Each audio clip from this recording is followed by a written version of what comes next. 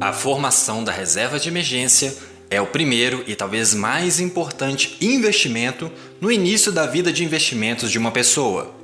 A partir desse pequeno patrimônio, certa tranquilidade financeira é adquirida para sonhar mais alto, sonhar e conquistar aquilo que você tanto deseja. E junto com essa infinitude de possibilidades, costuma vir a confusão. E nesse podcast, vamos procurar trazer luz, um caminho, uma estratégia para você progredir além da sua reserva de emergência. Eu sou Felipe Souza, o expert em finanças e investimentos do Dicas Curtas, e todas as semanas apresento o Investidor Inteligente, o podcast que traz informações relevantes, orientações valiosas que podem te ajudar a usar bem o seu dinheiro, seja para solucionar problemas ou potencializar sua vida financeira, de modo que você possa construir seus resultados de forma financeiramente saudável, com foco em qualidade de vida, aproveitando bem o presente e sempre cuidando do futuro, transformando-se em um investidor inteligente. Assine agora gratuitamente esse podcast. Não perca nenhuma dica, fique por dentro com todas as informações e acompanhe todas as semanas o Investidor Inteligente do Dicas Curtas. Quer aprender como fazer o seu dinheiro trabalhar para você? Então prepare-se para ficar por dentro das melhores dicas sobre finanças e investimentos. Com você, o Investidor Inteligente, mais um expert do Dicas Curtas. A formação da reserva de emergência talvez seja um dos principais e mais importantes investimentos na vida de um investidor, principalmente os investidores iniciantes. Sem essa pequena massa de recursos, a pessoa fica à mercê de vários imprevistos financeiros que podem arruinar sua tranquilidade diante de uma intempérie financeira. Muita gente me pergunta como deve proceder após a formação da sua reserva financeira. E é uma pergunta válida, já que um mundo de possibilidades se abre diante do investidor. Mas antes de irmos adiante, queria dar uns passos atrás, relembrar alguns conceitos-chave, incrementar algumas ideias e irmos adiante procurando responder à pergunta sobre o que fazer após a formação de sua reserva de emergência. Se você está escutando esse podcast pela primeira vez ou ainda não escutou os anteriores, vou te dar uma cola rápida. A reserva de emergência é aquele recurso acumulado para situações que podem ser importantes e muitas vezes urgentes em sua vida e necessitarem de um bom recurso financeiro até que as coisas se restabeleçam. O volume desse recurso deve ser calculado tomando como premissa o seu risco profissional, se servidor público, se profissional de empresa privada, se empresário ou profissional liberal, por exemplo, e o seu padrão de gastos habitual, que é identificado a partir de um diagnóstico financeiro, coletando e organizando informações detalhadas de pelo menos os últimos 3 meses. A partir daí, é estimado um montante que pode variar de 3 vezes a 12 vezes o valor que é gasto habitualmente pela pessoa ou família. Para ter mais detalhes sobre esse assunto, te recomendo revisitar o episódio 25. Um ponto muito importante que a maioria das pessoas não percebe é que a reserva de emergência não serve para situações que têm caráter permanente. Ela está atrelada a necessidades mais imediatas, como um problema de saúde que precisa ser tratado com rapidez e precisa-se de dinheiro para isso, para manutenção ou pelo menos suporte de um padrão de vida até a recolocação profissional no caso de desemprego, conserto de algum instrumento de trabalho como carro, computador pessoal, etc. E outros imprevistos nesse tipo de categoria que precisam ser resolvidos para que você continue sua vida. Observe que, para aquelas necessidades que podem se configurar como permanentes, a reserva de emergência pode ajudar na fase de adaptação, mas ela não vai durar para sempre. Para isso que existem os seguros. Uma situação de sinistro em que exista invalidez temporária ou invalidez permanente, por exemplo, a reserva não vai durar. Esse definitivamente não é o propósito dela. Outro ponto importante é que se você estiver investindo em outros produtos mais arrojados, em outros projetos, e caso a reserva seja usada, a recomposição da reserva deve se tornar prioridade. Esse recurso está lá para te ajudar se acontecer um tropeço no meio do caminho e ele deve ser restabelecido com prioridade em caso de uso. Observe que a reserva de emergência não tem o propósito de te ajudar em situações de descontrole financeiro, como uma descompensação no cartão de crédito ou algo do tipo. Você pode até usar o recurso para não pagar mais juros, mas essa não é a finalidade da reserva. Se isso acontecer, recompõe a reserva e mais. Seja bastante cuidadoso para o descontrole financeiro não voltar a acontecer. Geralmente, esse tipo de situação é bem mais comportamental do que financeira. Você se esforçou durante meses, talvez alguns anos, para formar a tão importante reserva de emergência. E agora fica se perguntando qual é o próximo passo, correto? Isso é fácil, apesar de não ser necessariamente simples. O próximo passo, quem define, é você. Lembra quando você estava arrumando sua vida financeira, saindo das dívidas e prometendo nunca mais voltar para lá, talvez recebendo o seu primeiro salário ou sua primeira remuneração, e junto com esse recurso vinham sonhos, ideias, desejos e propósitos? Aí você começou a estudar, a escutar podcasts, assistir vídeos e entendeu que o primeiro passo era formar essa tão trabalhosa e importante reserva de emergência. E agora acabou, está formada. Pois é, o próximo passo deve ir em direção aos seus sonhos, e talvez eles sejam muitos. Eu escutei uma frase que faz todo sentido, até postei no meu Instagram há algumas semanas. Sonhe e ouse sonhar, pois você não irá além de seus sonhos. Eu vou repetir para você pensar com mais calma, talvez até anotar para apreciar com mais tempo. Sonhe e ouse sonhar, pois você não irá além de seus sonhos. Eu não tenho como definir aquilo que você quer fazer com a sua vida e nem com seus recursos financeiros. Meu trabalho é facilitar, instruir, fazer os pontos de interrogação virarem pontos de exclamação ou pontos finais. Meu trabalho é fazer você pensar por conta própria, te provocar. Lá no episódio 21, no primeiro podcast que produzi para o Investidor Inteligente quando assumi as publicações, eu tratei um pouco sobre isso. Fiz uma provocação com a seguinte pergunta: qual deve ser a primeira pergunta antes de investir?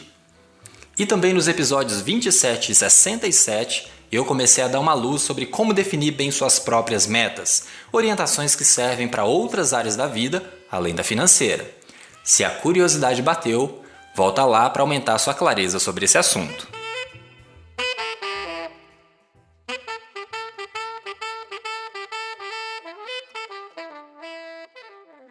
Você já entendeu que o sonho é seu.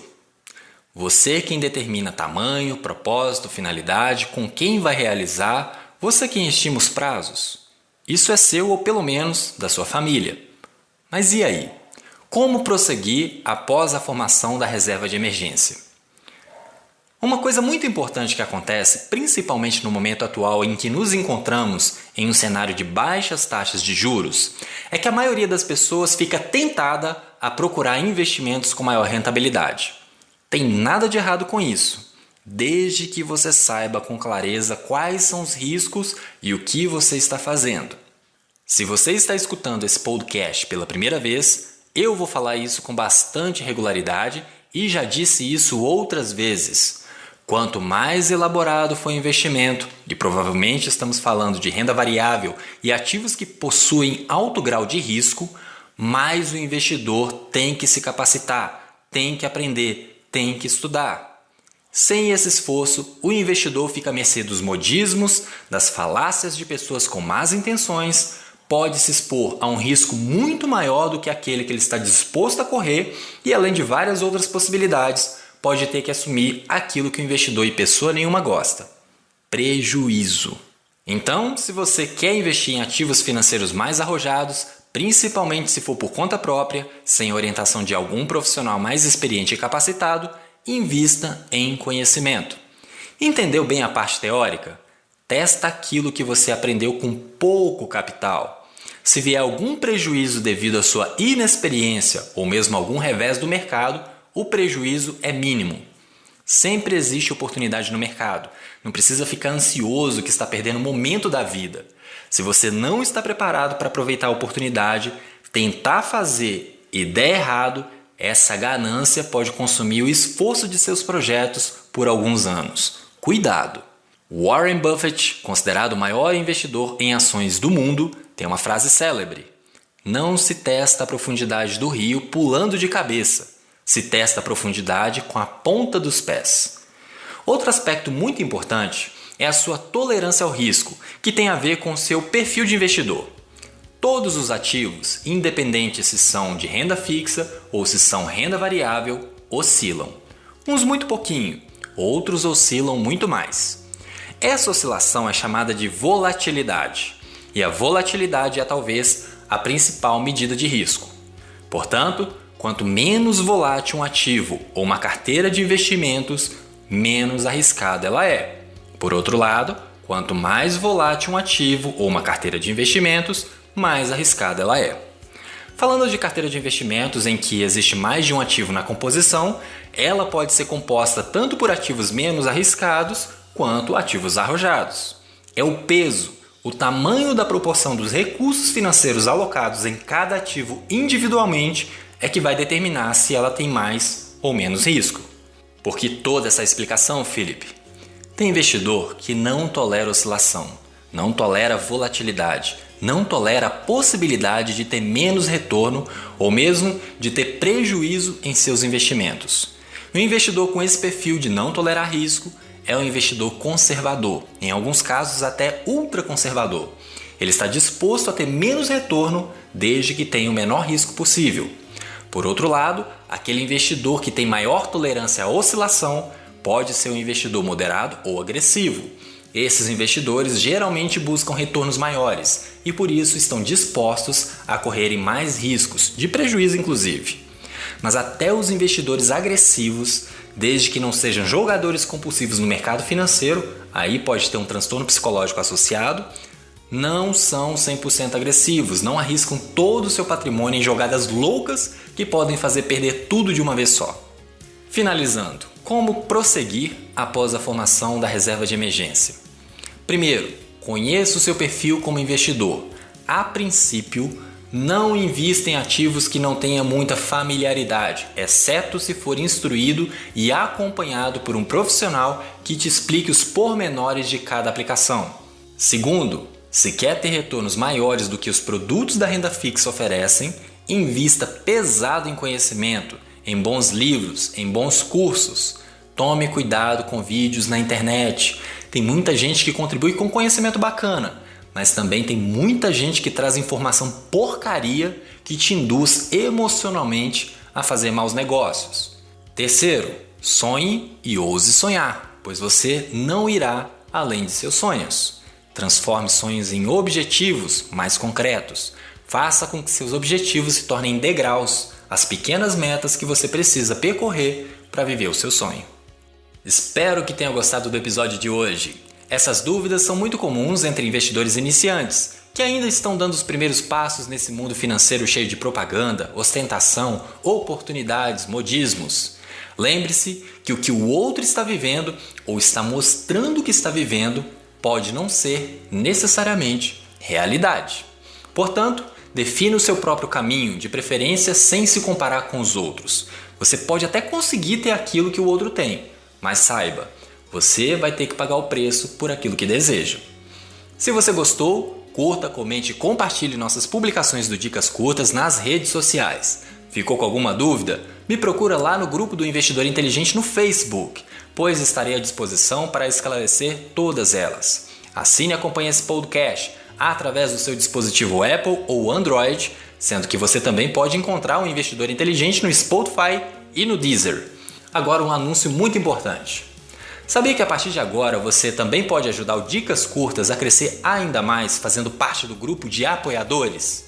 Com incentivos a partir de R$1 por mês, você ajudará o Dicas Curtas a alcançar mais pessoas, incluir novos experts e, claro, ter acesso ao grupo de apoiadores no Facebook para receber conteúdos especiais e ter acesso a lives exclusivas para poder tirar suas dúvidas ao vivo com expert de sua preferência. Para ser um apoiador, basta acessar o site apoia.se/Dicas Curtas. O link vai estar disponível na descrição do episódio. Ficamos por aqui e até a próxima semana com mais uma dica.